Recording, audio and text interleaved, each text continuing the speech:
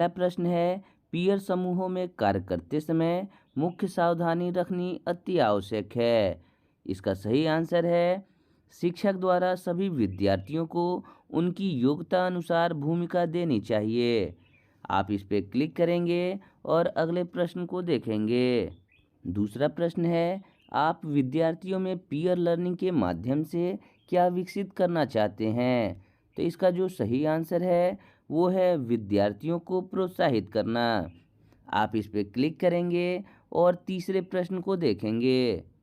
तीसरा प्रश्न है, अक्षर मिक्सअप का उपयोग किस प्रकार के बच्चों की रचनात्मकता को बढ़ाने में किया जा सकता है?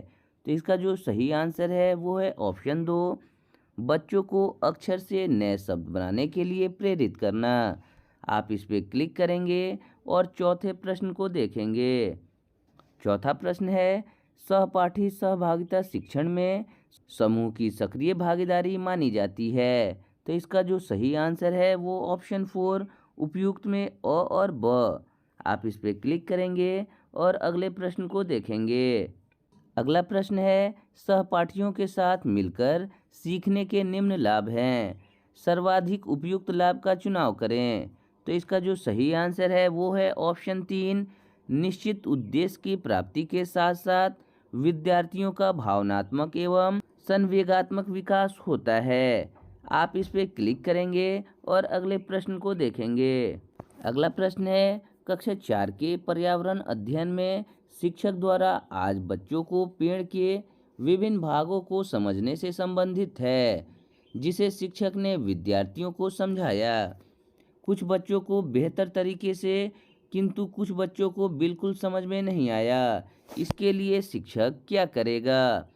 तो इसका जो सही आंसर है वो है ऑप्शन 2, समूह बनाकर जिन विद्यार्थियों को अच्छे से समझ में आया उनसे समझाने के लिए कहेगा। आप इस पे क्लिक करेंगे और अगले प्रश्न को देखेंगे। अगला प्रश्न है, पीयर लर्निंग में परस्पर क्रिया द्वारा सीखने की गतिविधियां शामिल होती हैं, जहां विद्यार्थी एक दूसरे के साथ बातचीत करते हैं, विचार मंथन करते हैं, समूह चर्चा करते हैं। परिणामतः तो इसका जो सही आंसर है वो है ऑप्शन 3, अ और ब दोनों। आप इस पे क्लिक करेंगे और अगले प्रश्न को देखेंगे।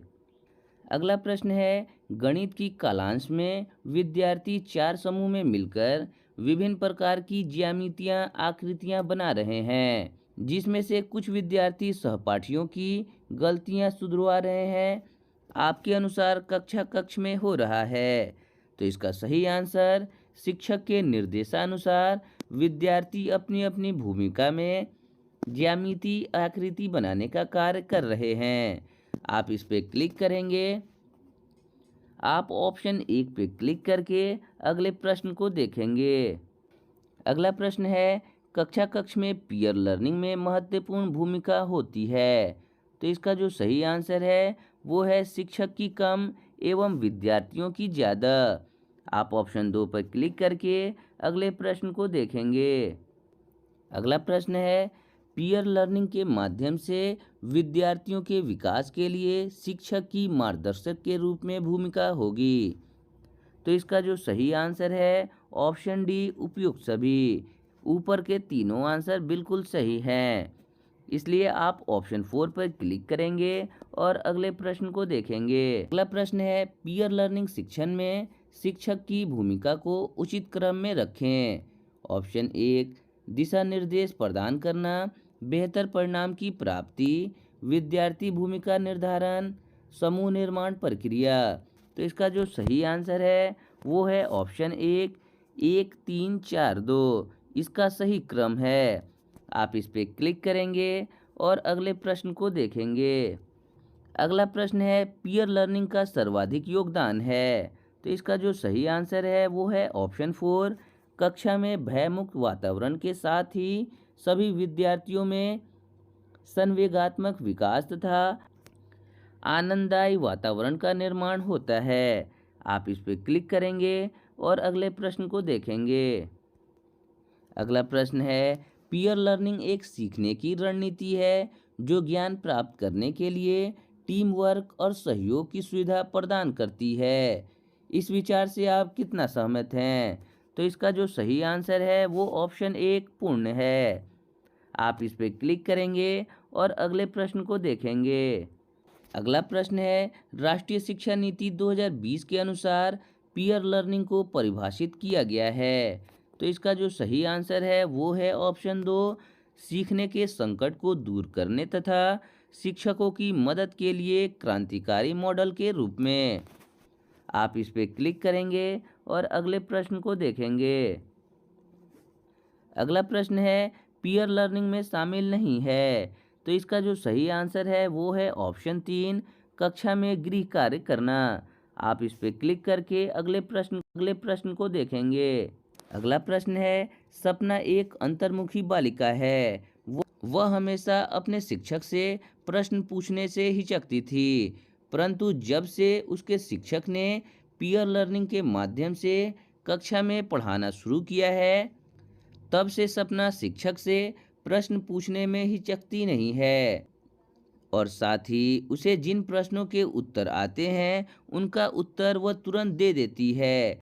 इस अध्ययन के माध्यम से सपना में कौन सा कौशल विकसित हुआ है? तो इसका जो सही आंसर है वो है ऑप्शन एक, संप्रेषण कौशल। आप ऑप्शन एक पे क्लिक करेंगे और अगले प्रश्न को देखेंगे। अगला प्रश्न है, कक्षा में पीयर लर्निंग के लिए निम्न में से आवश्यक नहीं है। तो इसका जो सही आंसर है वो है ऑप्शन तीन, समूह निर्माण तक शिक्षक की भूमिका सीमित होती है, बल्कि सारा काम विद्यार्थी सक्रिय रूप से करते हैं। आप इस पे क्लिक करके अगले प्रश्न को देखेंगे। अगला प्रश्न है, पीयर लर्निंग में विद्यार्थियों का समूह किन किन आधार पर बनाए जा सकते हैं? तो इसका जो सही आंसर है वो है ऑप्शन डी, उपयुक्त सभी। ये तीनों आंसर बिल्कुल सही हैं, इसलिए उपयुक्त सभी पर आप क्लिक करके अगले प्रश्न को देखेंगे। अगला प्रश्न है, समूह में पीयर लर्निंग किस आधार पर होना चाहिए? तो इसका सही आंसर है विद्यार्थियों की रुचि एवं अधिगम स्तर के आधार पर। आप इस पे क्लिक करेंगे और अगले प्रश्न को देखेंगे। अगला प्रश्न है, पीयर लर्निंग में विद्यार्थियों का समूह किन किन आधार पर बनाए जा सकते हैं? तो इसका जो सही आंसर है वो है ऑप्शन डी, उपयुक्त सभी। आप चौथे ऑप्शन पे क्लिक करके अगले प्रश्न को देखेंगे। अगला प्रश्न है, पीयर लर्निंग के माध्यम से कक्ष में गणित विषय का टॉपिक, स्थानीय मान व संख्या ज्ञात करें। शिक्षक के लिए सिखाने के लिए क्या आवश्यक नहीं होगा? तो इसका जो सही आंसर है वो है तीलियों से घन की आकृति बनाना, क्योंकि यही आज की प्रतियोगिता का विषय है। आप तीसरे ऑप्शन पे क्लिक करके अगले प्रश्न को देखेंगे। अगला प्रश्न है, प्रोजेक्ट आधारित शिक्षण विद्या के लिए सर्वाधिक उपयुक्त बिंदु चिन्हित करें। तो इसका जो सही आंसर है वो है समस्या पहचानना, योजना बनाना, सुझाव लेना, फिर से समाधान करना। आप चौथे ऑप्शन पे क्लिक करेंगे और अगले प्रश्न को देखेंगे। तो आप देखते हैं यहाँ कुल 22 प्रश्न आए हैं। आपने 22 प्रश्नों के आंसर दे दिया है। आप जैसे ही इसे सबमिट करेंगे तो आप देखेंगे कि आपको कुल 22 अंक प्राप्त हो चुके हैं।